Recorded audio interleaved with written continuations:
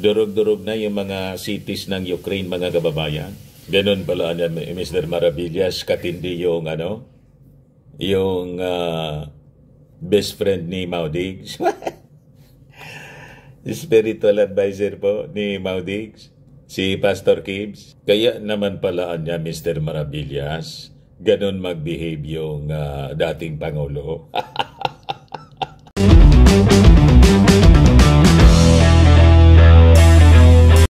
Ano niya, Mr. Maravillas, yung nangyari kay Pastor Kibbs? Umuusok po si Kibbs ngayon. Nagpupuyo sa galit po. Tinawag po yung Senate investigation ni Risa Hontiveros. Bogus niya, bogus. What? Siguro napakinggan na po ninyo yung testimony ng dalawang Ukrainian members ng pastoral. Sabi ko nga po sa unang video natin, pag pinakinggan mo yung kwento, para kang nanonood ng triple X na movie. Ganon katindi yung kalasuan, mga kababayan, na lumitaw sa Senate investigation ni Risa Hontiveros. So, ito po, mga kababayan, iparinig ko yung portion ng speech ni Risa. Two Ukrainian pastorals accused Kibuloy of sexual abuse. Sabi po sa report ng ABS-CBN. Sabi dito sa report ng Manila Standard, Kibuloy dares ex-members to file charges, call Senate probe bogus. Ayan po, mga kababayan. Uminaan niya, Mr. Maravillas, talaga yung powers ng may-ari ng universe. Hindi na-stop yung Senate investigation ni Hontiveros. Nawalan po ng power. Napaso.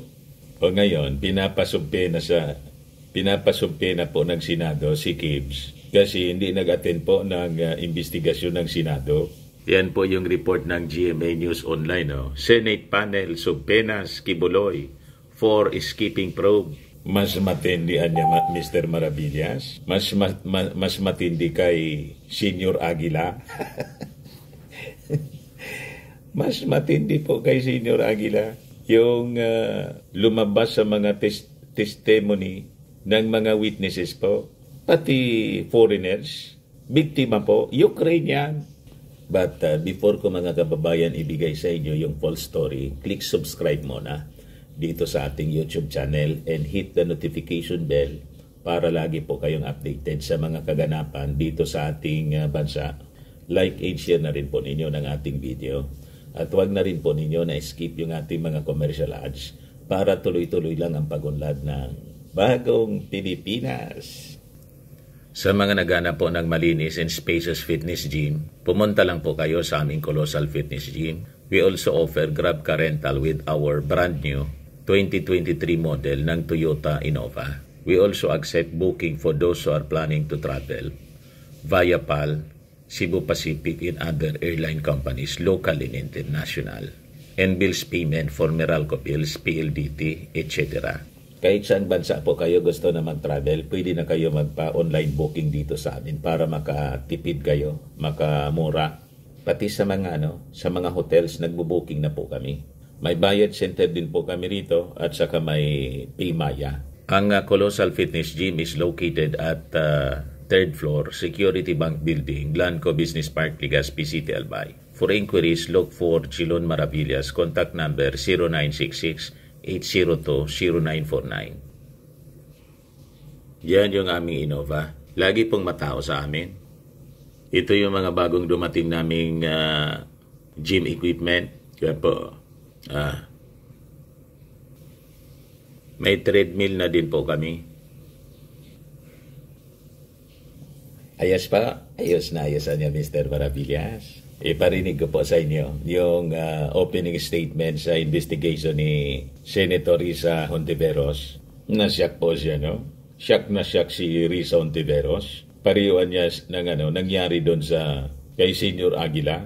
Tingnan ninyo ang pagka-shock ni Risa. Iparinig ko po sa inyo yung audio para hindi tayo ma-copyright. Yun ang importante doon. Para mang-abuso ng mga tao. Ako po'y na-shock na madinig kung gaano kapareho ang mga kwento, mas malaki lang ito at mas matagal ang organisasyon. Mukhang pareho lang ang modus.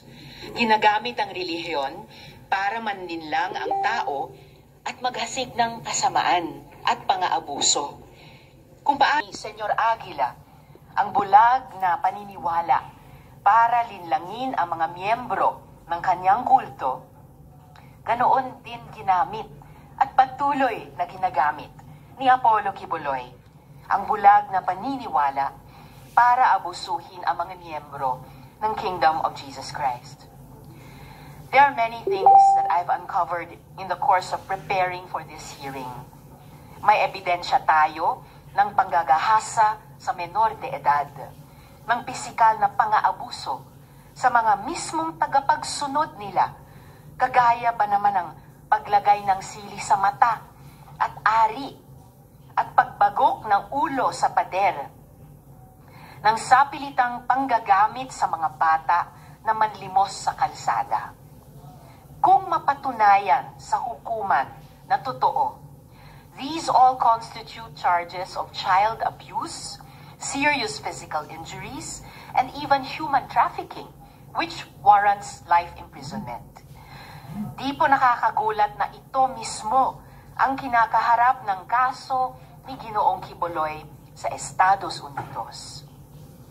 Ito daw, si Ginoong Quiboloy, ay mahilig palibutan ang sarili ng mga magagandang babae. Yung mga choir sa likod niya, puro magaganda. At itong mga photos na ito ay public photos na galing sa internet at sa media.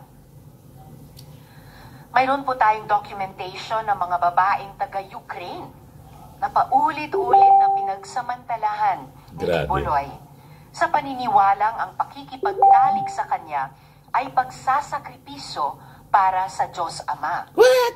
Sila ay kasama din sa choir ni Quiboloy. Matindi po. Panoorin po natin ang mga video na ito bilang bahagi ng aking opening statement. Ang mga babaeng ito ay handang magbigay ng kanilang testimonya in person kung hindi lang dahil sa matinding digmaan sa Ukraine ngayon. Matindi Sila po po. ay nagbigay ng kanilang consent para ipalabas ang videos na ito. So, panoorin muna natin si Elias Sofia. Elias Sofia po yung una. Ayan po siya mga kababayan. Oh. Elias Sofia. Ukrainian po.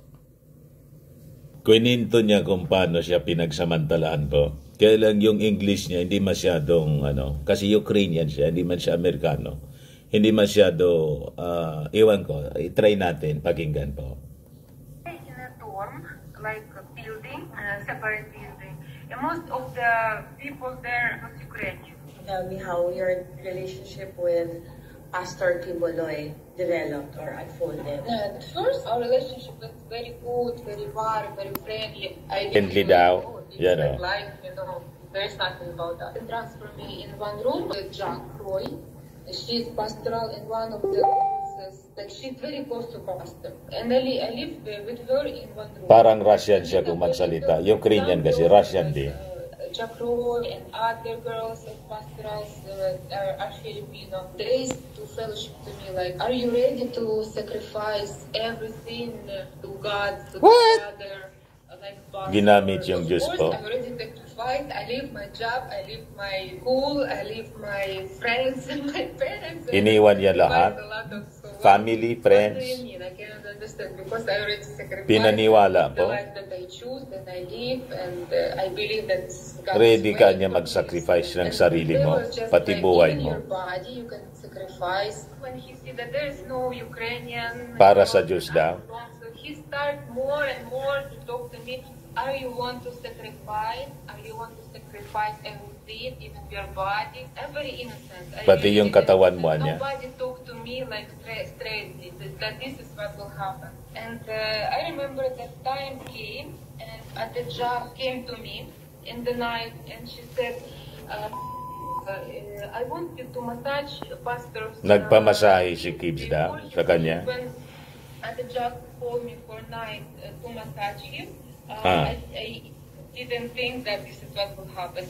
Even Parang though na-hypnotize siya. And she saw that I'm crying. but Sunod-suro I na lang siya. do what they want Pero to umiyak do. siya, I mga did a kababayan. lot. I put this pajama and crying and scaring in the night, and they put it because I never stay in the pastor alone in the night in the dark, and I was normal. It was big room. Ninenervyos siya. There was one little room, though Atijak lead me there, and she said, go in the pastor's room. And I just Triple X po yung kwento. room because I was scary and I was crying, and pastor was waiting for me.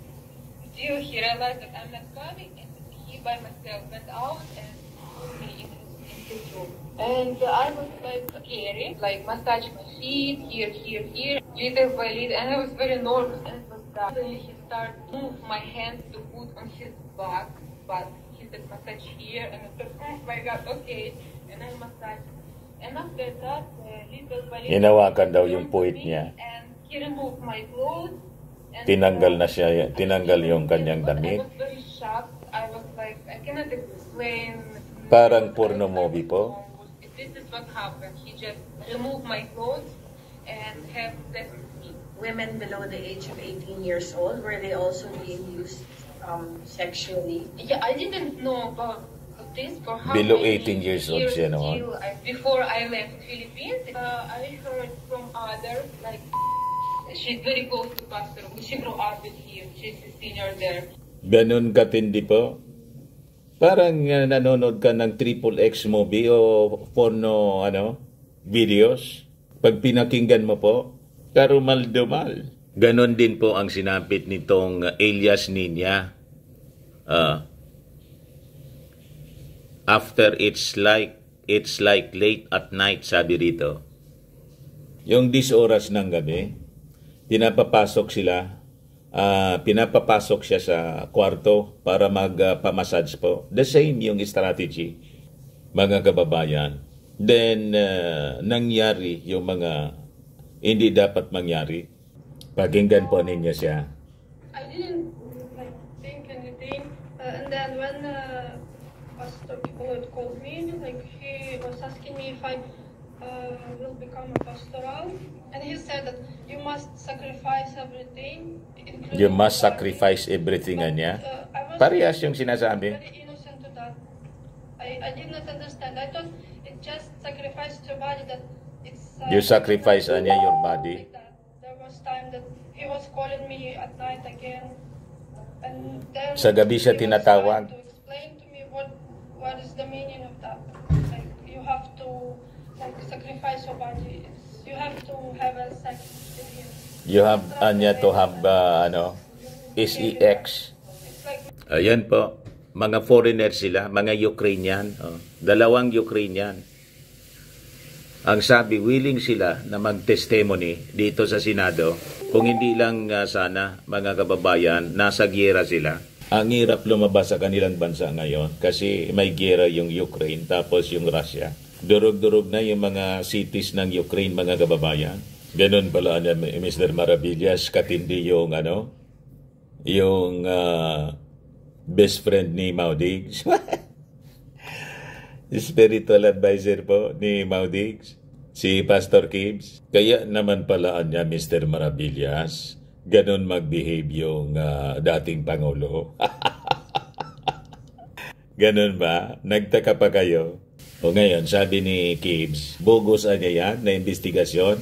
Hindi niya ako magsasubmit yan. Ayan po. In a video statement played over his sex Facebook page, Kibuloy stress he will not submit himself to a bogus hearing ng Senado. He challenged Ontiveros to help his supposed victims file charges in court where there is fair play niya. Sabay deny ng mga charges laban sa kanya. Wala man niyang katotohanan yung rape charges kasi niya, it was already dismissed by a court in Davao City in that the sexual abuses he supposedly perpetrated on two Ukrainian women pastorals were untrue. Hindi man niya yan totoo. Ngayon, pinapasubte na siya kasi ng Senado na kailangan personal siya na mag-appear. Ngayong unang hearing po kasi absent si Kibbs. According to Hontiveros, Quiboloy has sent a letter to Senate President Juan Miguel Zubiri.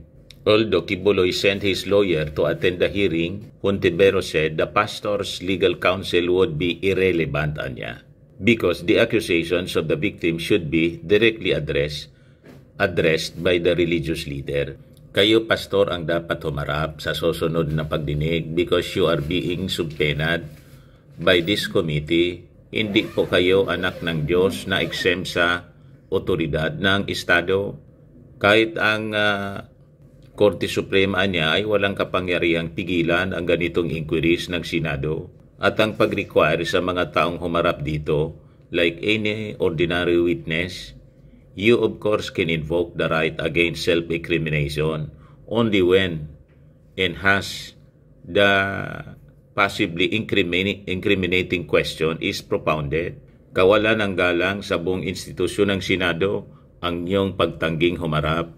Sabi po ni Risa Hontiveros. So, abangan natin po sa mga susunod na hearings. Kung yung may-ari ng universe po ma-stop ang mga ginagawang investigasyon ngayon.